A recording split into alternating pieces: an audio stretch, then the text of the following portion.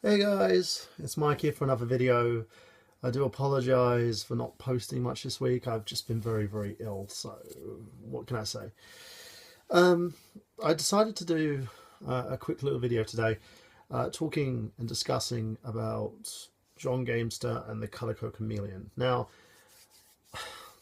the reason why I'm doing this video is because I'm kind of really getting annoyed with people getting on the hate train, whether it's, against John Gamester or it's for John Gamester. This whole Gamester versus Pat the NES Punk thing really needs to go away quickly. This is kind of one of the big major issues with the gaming community as a whole, because people get a bit cliquey.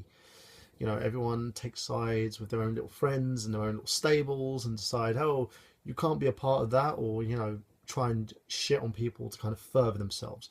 Now, if you don't know what I'm talking about, well, Pat did a video about the Coleco Chameleon and the fact that the project, which basically started off as the Retro VGS, it was on Indiegogo.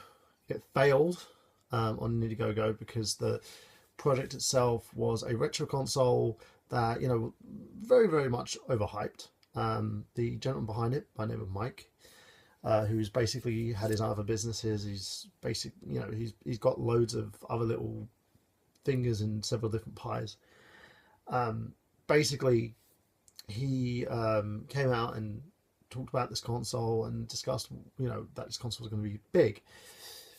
The problem is, we're in an age where we're past, it's called retro for a reason. We're in kind of a time with the PlayStation 4, the Xbox One, we've got the Wii U now, we're kind of on the 8th generation of consoles, and these consoles are, they're worth about like £200-300 per console if you want to get it pre-owned. It's fairly cheap in comparison to what he was offering the Retro VGS for, which was 400. Secondly, he didn't have a working prototype, and thirdly, it just seemed a bit fishy what he was trying to do with the console. Then he scrapped the Indiegogo, decided, okay, let's go back to the drawing board, rebranded it the Coleco Chameleon, after making a deal with Coleco, who I didn't even know existed still, but they did, and I'm a big fan of the Coleco. I have a ColecoVision, in my in storage. It's one of my favourite consoles out there. It's one that I've passed down to my children.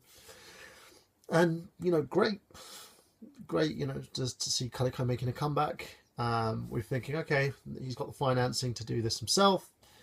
No.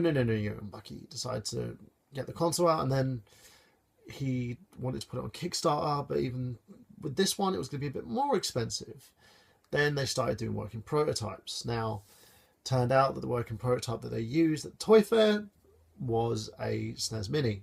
Never looked inside it, don't know if it was one, but it looked kind of suspicious with the back of the SNES Mini taped up. And they were using SNES controllers. Again, I understand what they were trying to do, but when you try to swindle people, especially in the age of Kickstarters, where you had Mighty Number 9 fiasco, we've had fiascos of other game developers who've come out and done Kickstarters and ended up in a situation where they've basically screwed the pooch. Hence, with lack of transparency, people got mad. Instead of trying to actually, quash those negative rumours, he decided, let's just block people and delete messages and stuff and get rid of all that. Which, again, bad on his part. I wouldn't have done that. I would have tried to at least ease people's tensions and discuss this with people. But instead he went the other way. That's his thing. Then we go on to the next move that they make. They decide to post images of a transparent shell of the Coleco Chameleon, showing a board inside, which apparently people went, got a close look. It was a capture card. Again, causing issues. Now, without transparency, they decide, hey, we're not going to say anything. We're just going to keep, stum about it. And Mike Schaefer basically decided, hey, let's not say anything. Let people think what they're going to think. They decided to push back the Kickstarter because they knew that it was going to fail. And it was going to fail. And the reason being is you're not honest with people. And he wasn't honest with his, basically, the consumer. These are people who are going to be paying for your product. Even though you're doing Kickstarter, it's basically pre-ordering it.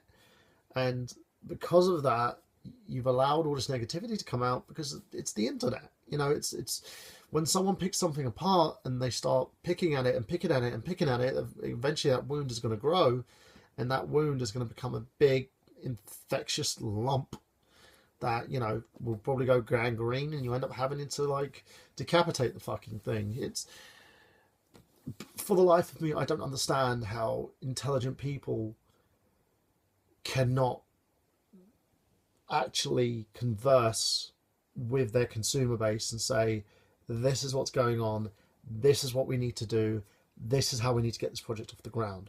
If you didn't have a working prototype, you should have just told them we don't have a working prototype. But with all intents and purposes, this will work. Plus the price point was just shockingly bad. For a retro console, you could buy a Super Nintendo Mini probably for less than what you could buy the Retro VGS for. Yes, you've got flashy gamepads. Yes, you've got USB ports. Yes, it's compatible with everything like that. Again, what does this console do what the Retron 5 doesn't do? You know, and I remember the shitstorm the Retron 5 got. You can't expect people to fork out cash for something when, you know, again, the internet has a very long memory. It's been done before. People have been screwed before. So even if your intentions were good, Mike, you fucked yourself over by what you did. You know, you weren't being honest with people. And I don't know if anybody else in the company knew about this, or, you know, if you basically went out on your own volition and you wanted to use the idea, in a sense, to make it real by getting the funding via the fans. You messed yourself around, you screwed yourself over, and now we're at this stage. And let's, you know, go back to the Pat the NES Punk thing. He decides that he went on talking about the fact that he feels that everybody else, you know, anybody who's taken part in this, anybody who's promoted this, anybody who has actually sat there and went, oh, you know, I'm excited for this console and promoted it, is a piece of shit because they weren't honest with people because they didn't do research. Now, I can name you off the top of my hand 5 different YouTubers that he knows, that he's friends with, that he's a part of, that basically weren't honest with people. I can tell you about ideas that went wrong. You know, Pat was supposed to be a part of this group called the Final Bosses. He bailed out at the last minute because the shit hit the fan. The project didn't do what it was supposed to do. No one gives him heat for it. He's been a part of some very heinous projects as well, which people were just like annoyed about. But again, no one gives him shit for it. And I do think Pat's an honest guy. I have no issue with him. I have no issue with what, you know, his feelings are on the Coleco Chameleon, Retro VGS, whatever the fuck you want to call it. But I do feel that his attacks on people were kind of misguided. Do I feel that he was attacking John Gamester, you know, verbally as part of his kind of tangent? Probably. But that's kind of his deal, you know. A lot of people feel that Pat needs to apologize to John. He doesn't. It's his... The thing is, like, this is my channel. I say what the fuck I want. I do what the fuck I want on it. That's mine. You know, it's what I say. If you like what I say, great. If you don't, goodbye. See you later. Thanks for all the fish. You know, it comes down to whether or not you like someone's opinion or you don't. But again, that doesn't give you the right to go and attack people. Like a lot of people have been attacking John Gamester about the whole Retro VGS thing and the Coleco thing. John did a very, very honest and candid video response to Pat and also to everybody else, asking people to kind of chill, relax, you know, and focus on the positives and the fact that he was just as pissed as everybody else at the fact that the Coleco Chameleon didn't work out. Do I feel that he knew about all the shenanigans that were going on? No. Do I feel that he, you know, openly wanted to have people screwed over? No, of course not. I've met John, I've spoken to John. He's a great guy. You know, I interviewed him for an episode of I Got Gameplay, so if you want to take a look, there's a link at the bottom there. So But yeah, he's a great guy.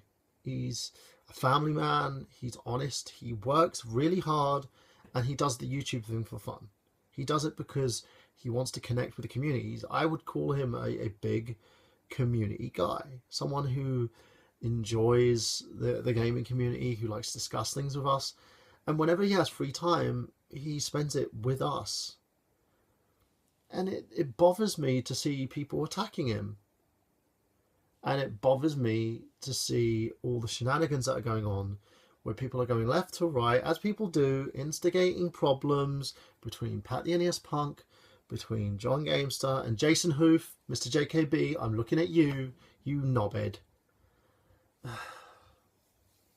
It's not worth it. Was Pat entitled to his opinion? Yes, he was. Was John entitled to getting involved in this project and trying to do something new and innovative? Yes, he was. Did Mike intentionally try to screw people over? I don't know. But sometimes they always say that all bad ideas come with good intentions. And it happened. I remember trying to involve myself in a crowdfunding situation with a project I was doing, and people shitting on me.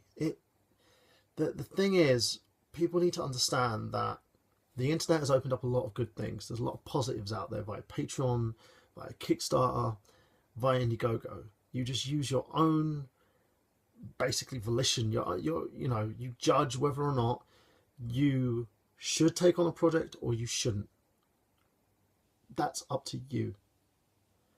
And if a project doesn't get backed or doesn't get funded, okay, move on to the next one. And having all this drama and these issues over with two people who are, pretty good friends.